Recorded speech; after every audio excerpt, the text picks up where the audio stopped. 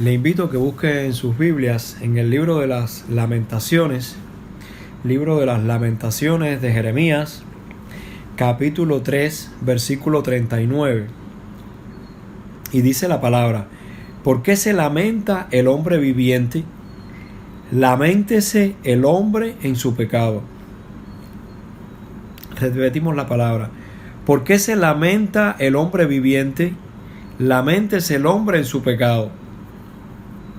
Señor, en el nombre de Jesús, rogamos la dirección de tu Espíritu Santo para ministrar esta palabra con toda la potencia de los cielos, para que sean revelados los deseos de los corazones, Señor, para que Cristo sea manifestado, Señor, en todas las vidas que escuchen esta palabra, y que tu Espíritu ministre a cada necesidad y muestre a Cristo en toda su plenitud y la manifestación del Espíritu Santo en la vida de los oyentes, Señor, en el nombre de Jesús.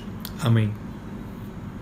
Dice la palabra, el profeta Jeremías hacía una pregunta y decía: ¿por qué se lamenta el hombre que vive? Y esta es la pregunta de todos los siglos, todas las generaciones. Se ha preguntado en algún momento cuál es el motivo, cuál es el problema más grande que está afectando la humanidad, cuál es el problema más grande, cuál es la queja, cuál es la debilidad, la angustia más grande que pueda estar pasando el hombre. Hablando de hombre en el sentido genérico, como raza humana, decía: ¿cuál es el tipo de lamentación? ¿Cuál es el cuál es el problema que está pasando el hombre?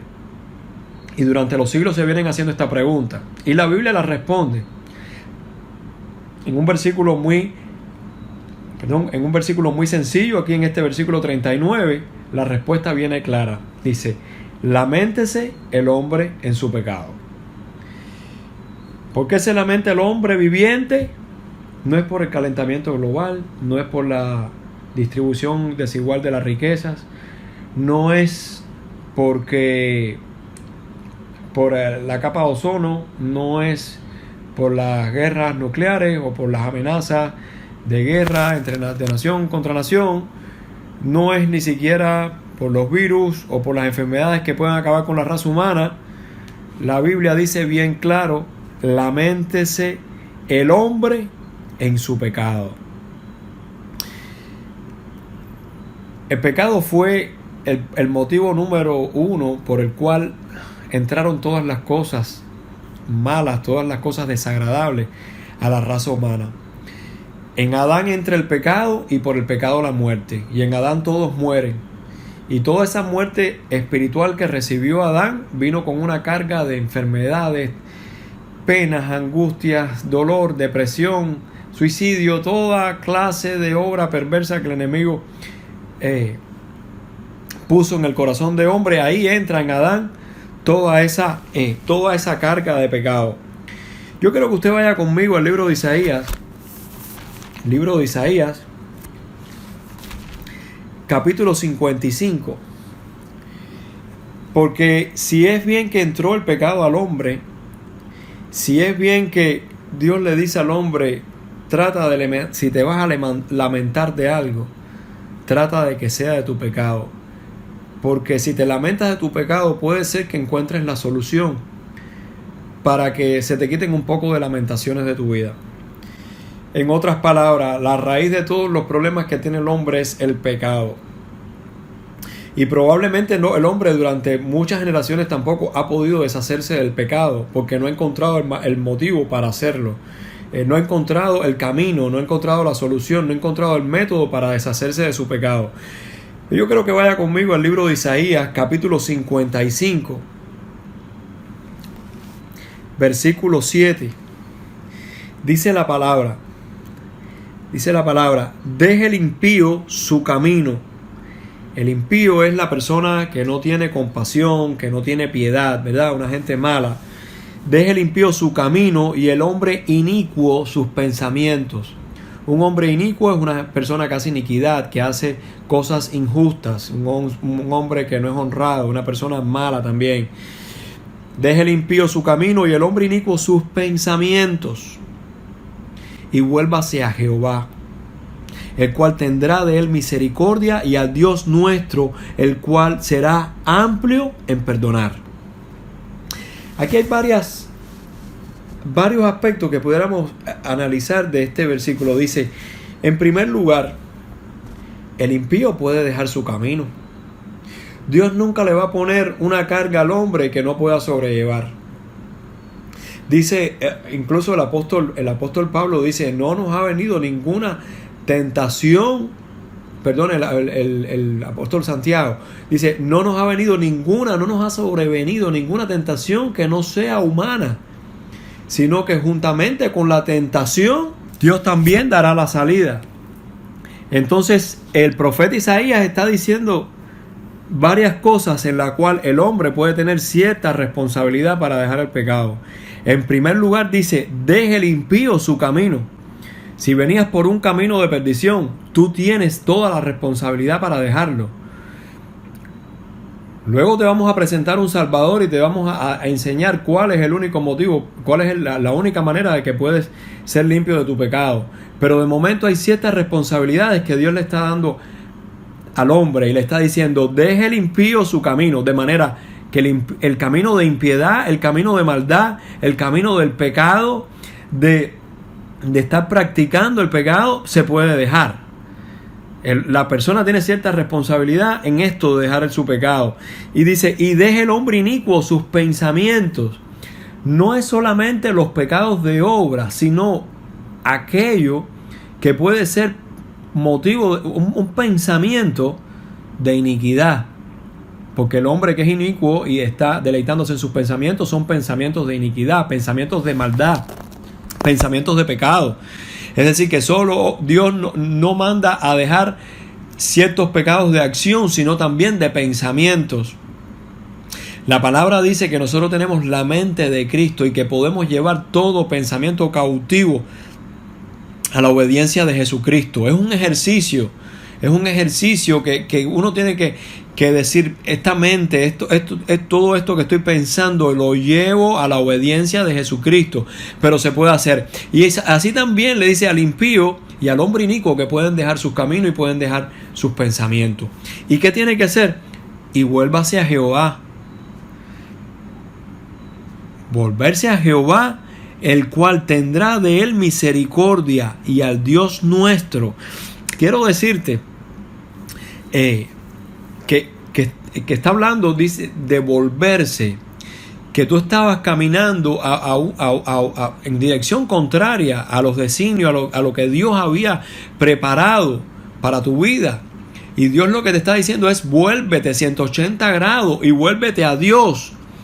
Vuélvete a Dios, dice, al Dios, y el cual tendrá misericordia. Por tanto, si los impíos, si los hombres inicuos, si cualquiera que sea la persona comienza a volverse a Dios, hay una promesa en el libro de Isaías, dice que Dios tendrá misericordia, y al Dios nuestro. ¿Sabes cuál es el Dios nuestro?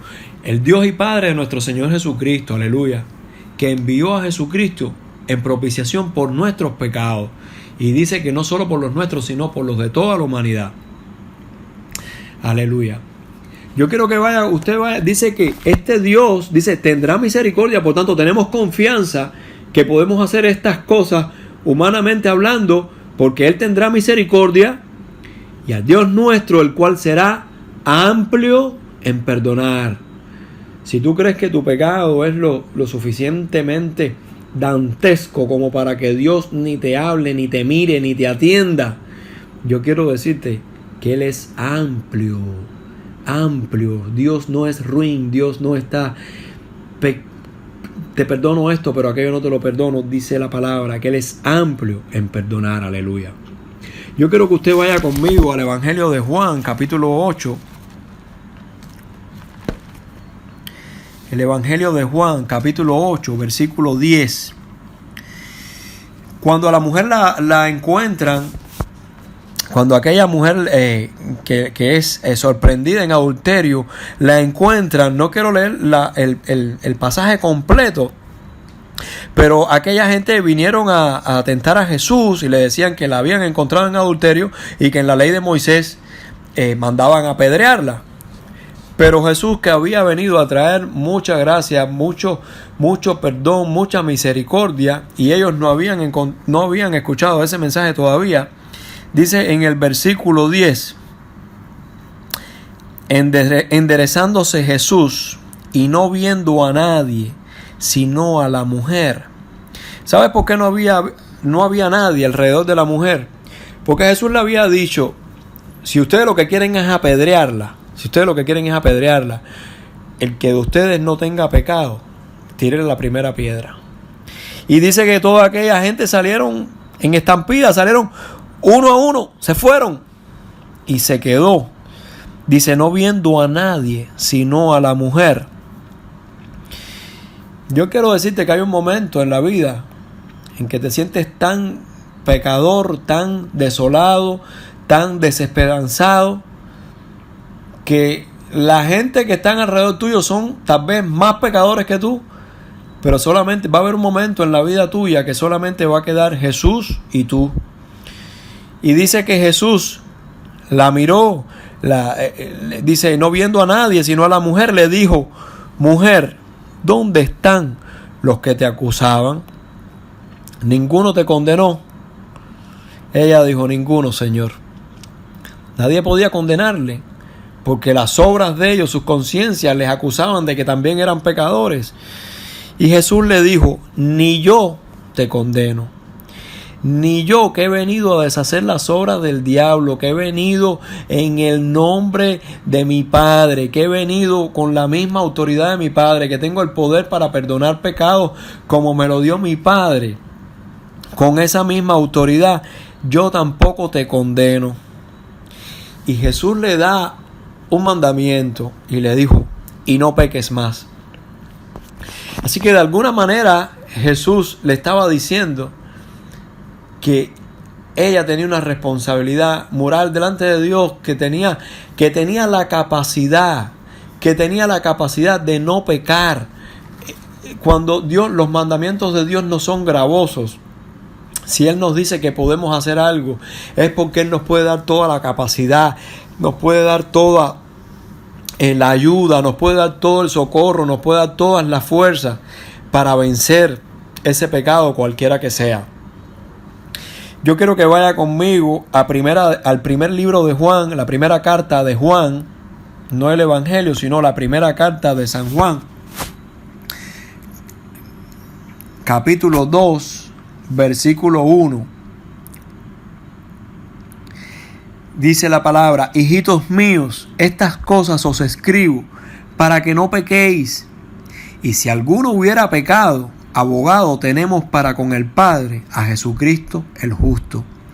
Él es la propiciación por nuestros pecados, y no solamente por nuestros pecados, sino también por los de todo el mundo. Aleluya. Qué bueno saber que tenemos un Dios que tiene la capacidad de perdonar los pecados, no solo los nuestros, sino los de toda la humanidad. Y dice el apóstol Juan, decía, si alguno hubiera cometido pecado, nosotros tenemos abogado, tenemos a alguien que va a defender nuestra causa, tenemos a alguien a quien nos podemos acercar con confianza.